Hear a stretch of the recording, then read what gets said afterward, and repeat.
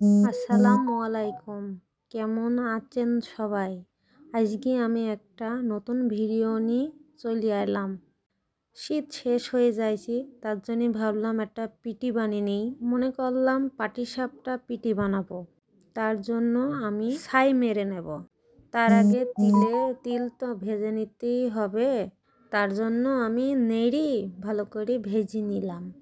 এই দেখেন, আমি কুলুর ওপরে রেখে দিয়েছি। কুলু থেকে নিয়ে এই যে ব্লেন্ডারে বাটবো। আমি পাটাই না কষ্ট করে ব্লেন্ডারে এই যে বেটে নিলাম। এইটি ছিল তিলের ছাই আর এইটি ছিল বাদামের ছাই। এবার আমি ঠিকঠাক এইগুলা ছাই মেরে নিলাম। আপনারা হয়তো দেখতে পাচ্ছেন, ব্লেন্ডার থেকে সব বের করলাম। আজকে আমি পাটালি দিয়ে ছাই মারবো। এই যে দেখেন, এটা হচ্ছে বাদামের ছাই। ব্লেন্ডার করার পরে এই যে পাটালি দিয়ে ছাই মেরে নিলাম। এই যে দেখেন, এইটি ছিল তিলের ছাই।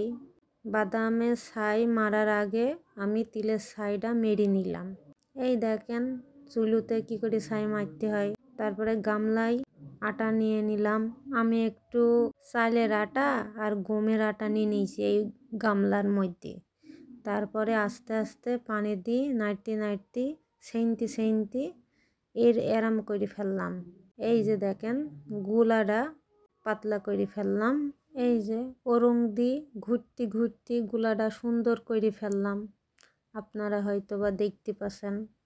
এইভাবে বেশ অনেকক্ষণ ধরে নেড়ি গুলাটা একদম মিহি করে ফেললাম। তারপর আকায় একটা এই যে দেখেন তাওয়া দিয়ে দিয়েছি। তাওয়ায় এই যে গুলা দিয়ে দিলাম, আটা গোলা। তারপরে চৈটিটা দিয়ে এই যে দেখেন এইভাবে ঘুরি রুটি বানিয়ে নিলাম। দেখেন কি করে করলাম চুলোতে। তারপর চুলোর ওপর কিছুক্ষণ রেখে দিলাম। তারপরে এই যে দেখেন ছাই মারাগুলা ওই রুটিটাই দিয়ে দিয়েছি। এই যে দেখেন খুন্তি দিয়ে কী করে উল্টি দিয়েছি। আমার কিন্তু পিঠি বানানো এই প্রথম। এর আগে এই পাটিসাপটা বা জরা পিঠি আমি কখনো বানাইনি। তার জন্য দেখেন পিঠির কি হাল করে ফেলছি। তারপরেও চেষ্টা করছি পিঠিটা যেন ভালো মতো হয়।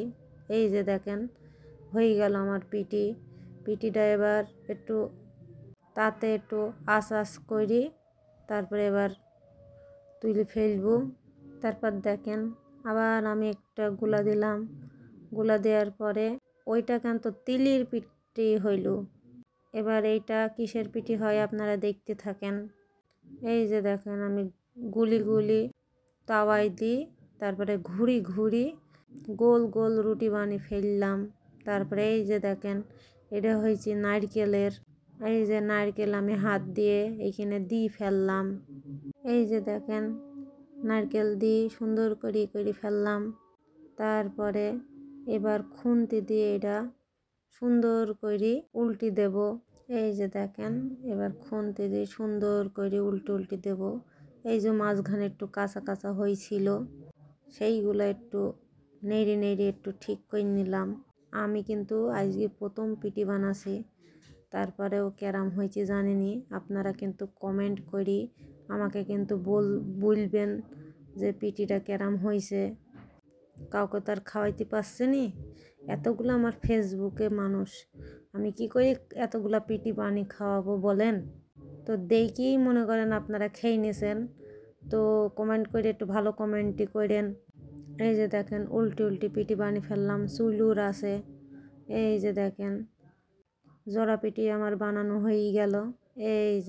এই যে দেখেন পিঠি বানিয়ে আমি কুলুতে রাখছি। কুলুটাই হয়েছে বড় জায়গা, যার কারণে আমি কুলুতে রেখে দিলাম। তারপরে এই যে দেখেন আরেকটা আমি আটার গুলা দিয়ে দিয়েছি।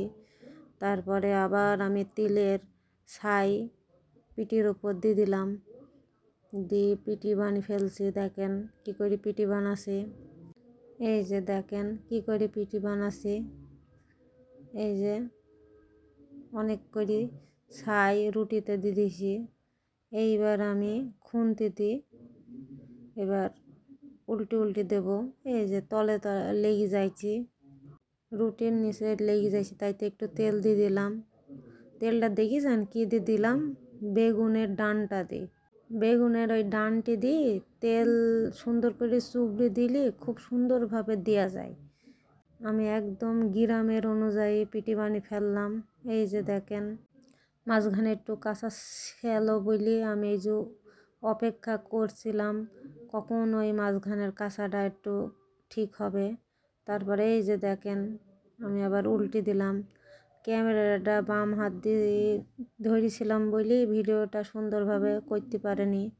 এক হাতে পিটি বানাচ্ছি আর এক হাতে ক্যামেরা দিয়ে ভিডিও করছিলাম।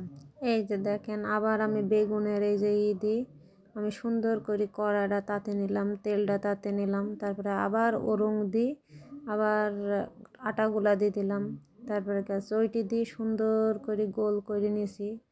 ওরে আল্লাহ, এবার তো গোল সুন্দর হইল না মনে হয়েছে। এই যে দেখেন, গোলটা করে নিলাম। এবার আবার চুলোতে বসে দিলাম, বসে দিয়ে ওটার হওয়ার অপেক্ষায় থাকলাম। তারপরে আবার ছাই দিলাম হাত দিয়ে। এই যে দেখেন, হাত দিয়ে ছাই দিলে আমি আবার সঙ্গে সঙ্গে হাতটা ধুই।